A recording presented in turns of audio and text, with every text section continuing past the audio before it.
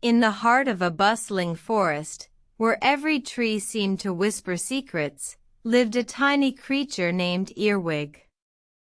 Earwig was not like the others. He was small, with a long, slender body and large, curious eyes. He had a peculiar tool, a pair of forceps, that could reach into the smallest spaces. One day, Earwig noticed a small, shiny object deep within a crevice of a tree. He used his forceps to reach it and found it to be a tiny golden key. Intrigued, he held it up to the light and noticed a strange inscription, "Who can unlock me shall gain wisdom beyond measure."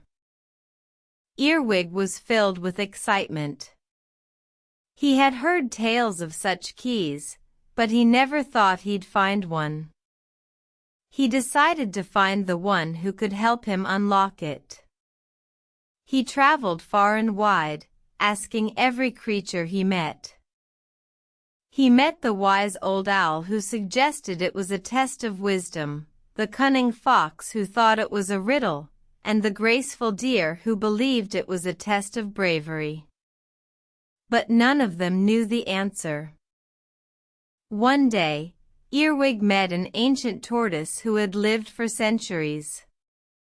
He listened to the tortoise's stories and wisdom, and in return, shared his own experiences.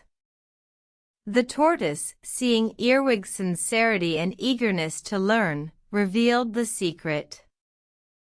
The key is not to be unlocked by strength, cunning, or bravery, but by understanding, the tortoise said. You must understand the key, the tree, and yourself to unlock its true potential.